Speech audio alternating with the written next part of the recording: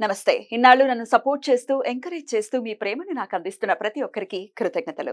అలాగే ఈ వీడియో కూడా ఖచ్చితంగా మీకు ఉపయోగపడుతుంది. లైక్, షేర్ అండ్ సబ్స్క్రైబ్ చేసి మీ సపోర్ట్‌ని నాకు అందించండి. అలాగే ఈ వీడియో పట్ల మీకున్న అభిప్రాయాన్ని కామెంట్ సెక్షన్‌లో కామెంట్ చేసి తెలియజేయండి. ఇప్పుడు వీడియోని చూద్దాం. నమస్తే. Welcome to our channel. నేను పద్మిని. ప్రస్తుతం మనతో పాటు వేదిక్ ఆస్ట్రాలజర్ అవినాష్ దాస్ ఉన్నారు. మాట్లాడదాం. అవినాష్ గారు నమస్తే అండి. నమస్తే అండి. శ్రీమాత్రే నమః.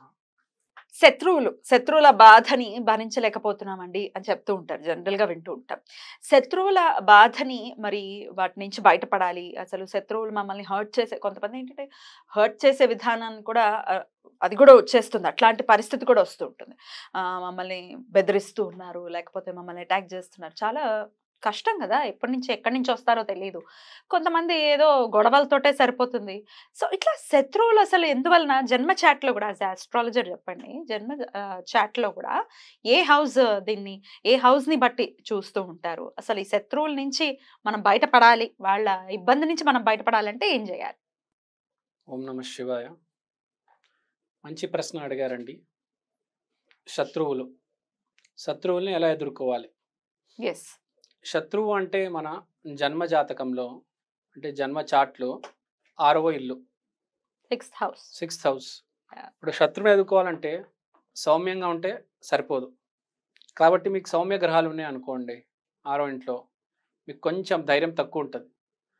అదే మీకు పాప గ్రహాలు ఉన్నాయి. రాహు, శని కొంచెం ధైర్యం ఉంటది లోపల. అవునా? పాపగ్రహాలు ఉంటే మంచిది 6th హౌస్‌లో. 6th house. శని, రాహు ఇంకా శని, రాహు, కేతు, శుక్రుడు వీళ్ళందరూ పాపగ్రహం. పాపగ్రహాలు కాబట్టి వీళ్ళందరూ ఉంటే శత్రువుకి మన వల్ల ఆటంకం. అదే రివర్స్ జరిగింది అనుకోండి. గురువు, సూర్యుడు సూర్యుడు కూడా పాపగ్రహం. ఓకే, మిడిల్ సూర్యుడు మిడిల్. ఓకే, గురువు, బుధుడు సౌమ్య గ్రహాలు ఇవి పడ్డాయి అనుకోండి, మనకు ఆటంకం వచ్చే పరిస్థితి ఉంటుంది. అంటే ఎవరైనా మన మీద దాడి చేస్తే మనం కొద్దిగా ఆలోచించాల్సి వస్తుంది. బెదిరిపోతుంటాం. మనమే పిరికిగా ఉంటాం. అదే కొంతమందికి 2 పాపగ్రహాలు ఉంటే వాళ్ళు ఇంకా నెక్స్ట్ లెవెల్ ఉంటారు. దాదాలా ఇంకా మీరు అర్థం చేసుకోండి. ధైర్యం ఎక్కువ ఉంటే ఇంకో లెవెల్కి తీసుకెళ్ళిపోతాం. ఇంకా గాడ్ ఫాదర్ సింపుల్ గా సర్కార్ అంతే కదా. మీరే ఆలోచించండి. 3-4 పాపగ్రహాలు ఉన్నాయి, ఇంకా భయపడతాడా మనిషి? గాడ్ ఫాదర్ డైరెక్ట్ సర్కార్. All right. సో ఇప్పుడు మనం ఏం చేసుకుందామంటే, ఎంత మనకు మనిషి అన్నాక సిచ్యువేషన్ బట్టి ఎదుర్కోవాలి కదా. సౌమ్య గ్రహాలు ఉన్నాయని చెప్పేసి వదిలేస్తామా? ఎదుర్కోవాలి. కరెక్ట్. సో మనం ఏం చేస్తామంటే బేసిక్గా ఇప్పుడు బాగా పవర్ఫుల్ మనిషి ఉన్నాడు.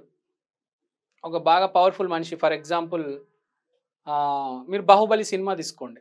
అతను మనం ఏమనం బాహుబలి, లేకపోతే బాగా హైట్ టాల్గా ఉన్నాడు అనుకోండి, ఆజాన బాహుడు అంటారు. బాహు అంటే షోల్డర్స్. అంటే షోల్డర్స్ స్ట్రెంగ్త్ ఎవరికైతే ఉంటుందో వాడు ఎవరినైనా ఎదుర్కోగలుగుతాడు. హనుమంతుడు ఉన్నాడు. హనుమంతుడు దేవుడు.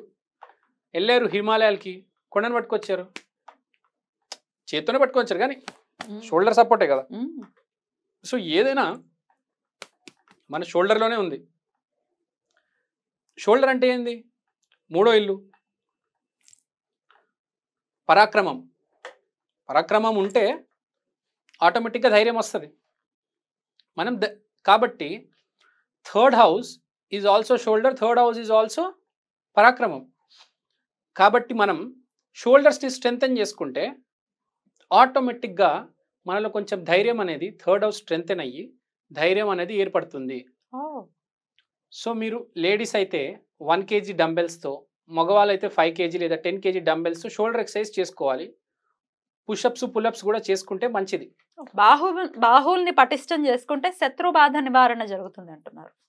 శత్రు బాధ నివారణ ప్లస్ మీరు స్ట్రెంగ్తెన్ అవుతారు. ఫస్ట్ ఆంజనేయ స్వామి కటాక్షం కలుగుతుంది. ఆంజనేయ స్వామి కటాక్షం కలిగితే ఎవ్వరు మీ దగ్గర కూడా రారు, భయపడతారు. హనుమాన్ చాలీస చేయండి, పిల్లి కూడా పూలవుతుంది. ఎప్పుడు ఎవరు తక్కువ అంచనా వేయవద్దు. మనలో మనం ధైర్యం వెతుకున్నంత వరకే నిజం, సత్యం. మనలో మనం ధైర్యం వెతుకున్నంత వరకే అండి. ఏ రోజైతే మీరు ధైర్యం వెతుక్కుంటారో, లోపల తెచ్చుకుంటారో, ఆ రోజు మీరు పులి సింహం. సో కానీ నేనేం చెప్తానంటే, మీరు సరే షోల్డర్ ఎక్సర్సైజ్ చేస్తున్నారు, ఆంజనేయ ఆరాధన చేస్తున్నారు, సరే. ఈ లోపల టైం పడతది. అప్పటికప్పుడే రాదు. అవును. ఓకే. హ్మ్. సో మనం ఏం చేయాలంటే, first of all care free attitude తెచ్చుకోవాలి. ఎవరైనా సమస్య రాగానే ఫస్ట్ కేర్ ఫ్రీ యాటిట్యూడ్. సర్లే తర్వాత చూసుకుందాం, ఎదుర్కొందాం. ఆ ఎదుర్కొనేది భుజాలు స్ట్రెంథెన్ చేసుకొని ఆంజనేయ ఆరాధన చేసుకుంటే ఓకే. దీని ముందు ఒక గ్యాప్ ఉంటదండి. భయం వేస్తూ ఉంటది. Care free attitude. యాహ్! ప్రపంచంలో కర్మ అయితే ఎవరిని వదలదండి. అవును. కానీ దానికి భయపడకూడదు. అరే! నాది ఇది పోయిందబ్బా, ₹1,00,000 మునిగిపోయింది. మా భార్య ఇట్లా అంటుంది. మా నాన్న నా మాట వినట్లేదు. ఇవన్నీ యాక్చువల్‌గా మన మనసులో, మన హృదయంలో పెట్టుకొని తిప్పి, తిప్పి దాన్ని మిక్సీలో మన మనసును మనం నాశనం చేసుకుంటాం. యాక్చువల్‌గా ప్రాబ్లమ్ కన్నా మన లోపలే చాలా దాన్నేమంటారు, ఆవేశం ఎక్కువైపోయి కింద మీద అయిపోతుంటాం మనిషి. ఇలాంటి వాళ్ళకి భైరవ, కాలభైరవ, మహాకాల్, జై మహాకాల్, కాలభైరవ నమో నమః. కాలభైరవ ఆరాధన చేసుకునే వాడికి కేర్ ఫ్రీ యాటిట్యూడ్ వస్తది. అసలు వాడికి లైఫ్‌లో ఏ ప్రాబ్లమ్ వచ్చినా కూడా వాడికి ప్రాబ్లమ్ లాగా ఉండదు. చాలా కూల్‌గా ఫేస్ చేయగలుగుతాడు. చాలామంది చూడండి రోడ్ దాటడానికి చాలా కింద మీద అయిపోతుంటారు. కొందరు అసలు ఏం ఏం తెలియనట్టుగా దాటేస్తూ ఉంటారు సునాయాసంగా. అసలు ఏం భయం ఉండదు వాళ్ళకి. వాళ్ళు శివ భక్తులు. ఇంకా శివ భక్తుడు 10 టైమ్స్ కాలభైరవ ఆరాధన. ఇక్కడ ఏందంటే పాయింట్, కాలభైరవ ఆరాధన తప్పకుండా చేయాలి. అస్సలు భయం లేకుండా ఏం మాత్రం ఈ నెల నాకు ఎన్ని డబ్బులు వచ్చాయి, ఇది అది రోడ్ దాటాలి, ఏ భయం లేకుండా ఏం జరగాలో జరుగుతుంది. కర్మ వాడికి ఎన్ని దెబ్బలు తగిలినా వాడు ఫీల్ అయిపోడు. లోపల ఆందోళన ఉండదు వాడికి. మిక్సీ తిరగదనమాట. చాలా కూల్గా ఉంటాడు. చాలా హ్యాపీగా టీవీ ప్రోగ్రామ్ చూస్తూ ఉంటాడు. ఆ జబర్దస్త్ యూట్యూబ్ చూస్తూ ఉంటాడు. హ్యాపీగా ఆడేదో చిన్న జ్యూస్ తాగుతాడు, చిన్న బిర్యానీ తింటాడు. చాలా కూల్గా ఉంటాడు. వాడికి ఇబ్బందులు వస్తే లేదు, వస్తూ ఉంటాయి పోతూ ఉంటాయి. జీవితం అన్నాక ఇబ్బందులా?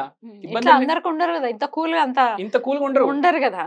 చిన్న దానికి కదిలిపోతూ ఉంటారు. ఇప్పుడు శని 6వ ఇంట్లో ఉంటే కాలభైరవ వాడికి బ్లెస్సింగే అది కదా. కాళీమాత గాని, శని గాని, రాహు గాని 6వ ఇంట్లో ఉంటే కాళీమాత బ్లెస్సింగ్, కాలభైరవ బ్లెస్సింగే అది ఉంటుందా? ఉంటుంది. విపరీతమైన బ్లెస్సింగ్ ఉంటుంది. వాళ్ళు భయపడరు అసలు. వాళ్ళకి భయపడతారు. మాట్లాడితే ఆడికి భయపడాలి. ఆ రేంజ్ లో ఉంటారు మనుషులు. అస్సలు భయపడు. మోడీ గారు కూడా 6వ ఇంట్లో రాహు. తెలుసు కదా, అసలు శత్రువే లేడు ఆయనకి. శత్రువు లేడు. ఉన్నా కూడా ఏముంటుంది, ఆయన పనితనం, శత్రువు పనితనం ఏమి ఉండదు. ఆయన ముందు ఏ శత్రువు ఏమి చేయలేడు. ఇంపాసిబుల్. శత్రువులా ఫీల్ అయిన వాళ్ళు కూడా మనం చూసాం కొన్ని వీడియోలు, వచ్చి హగ్ చేసుకున్నారు మోదీని. చూసారా? అపోజిషన్ లో ఉన్న వాళ్ళు కూడా హగ్ చేసుకున్నారు ఆయన్ని. అంత భయం ఉంటది మనిషి. అరే అమ్మ మోడీ, అమ్మ వాడేంద్ర, ఈమెేంద్ర బాబు, జాగ్రత్త ఉండాలి నాయన. నాకు భయం ఎస్టాబ్లిష్ అవుతుంది. అమ్మో ఈ మాట్లాడితే మనం అయిపోతాం రా బాబు, పరుగు పొద్దురా 10 మందిలో ఈ అమ్మాయి మాట్లాడిందా అయిపోతాం. అరే ఈడు కొట్టాడు అనుకో, చాలా గట్టిగా తగులుతారు దెబ్బలు, చాలా గట్టిగా కొడతాడు రా బాబు. చాలా అలా భయపెడితే చాలు, కొట్టక్కర్లేదు. ఆడాలు అయితే భయపెడతారు, మొగోళ్ళు అయితే కొడతారు. బేసిక్ గా గొడవలు జరుగుతాయి కాబట్టి. రైట్. సో అయితే బాహువుల్ని మనం ఎంత పటిష్టం చేసుకుంటే శత్రు బాధ నివారణ అంత బాగా జరుగుతుంది. హనుమాన్ చాలీసా చేసుకోవాలి. దీని ముందు ఫస్ట్ కాలభైరవ చేసుకోవాలి. కాలభైరవుడు. ప్రతి మనిషి ఈ రోజు ఆర్థికంగా అందరికి ఇబ్బందులు ఉన్నాయి, కానీ భయపడుతున్నారు. డబ్బులు వచ్చేస్తే అండి 1 నెల 2 నెలల తర్వాత ఏదో రకంగా డబ్బులు వస్తాయి. దీని మధ్యలో కృంగిపోతారండి మనిషి, పైన కింద అయిపోతాడు. అది ఏమీ లేకుండా చాలా కూల్గా జీవితాన్ని ఏ భయం లేకుండా ఈ శివభక్తులు ఎక్కువ లీడ్ చేస్తూ ఉంటారు. కాలభైరవ, బటుక భైరవ, మహాకాల్ వీళ్ళకి ఆరాధిస్తూ షోల్డర్ స్ట్రెంథెన్ చేస్తూ ఆంజనేయ ఆరాధన చేస్తే భయాన్ని ఎదుర్కోవచ్చు. తర్వాత భయాన్ని, శత్రువుని ఫేస్ చేయొచ్చు. భయపెట్టే వాళ్ళని ఎదుర్కోవచ్చు, వాళ్ళని అధిగమించవచ్చు. 2 స్టేజెస్. మీకు అర్థమైంది కదా.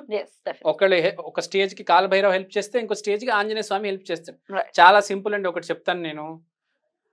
రాముడు, శ్రీరామచంద్రుడు రావణుడితో నెక్స్ట్ డే ఫైట్ ఉంది. చెప్పినటువంటి బాహువుల్ని పటిష్టం చేసుకునే పనిలో ఖచ్చితంగా ఉండి శత్రువుల్ని చాలా ధైర్యంగా ఎదుర్కొనేటటువంటి పరిస్థితి ఎవరైతే శత్రువుల రీత్యా బాధపడుతున్నారో వాళ్ళకి కలగాలని మనస్ఫూర్తిగా కోరుకుంటూ thank you so very much. నమస్తే.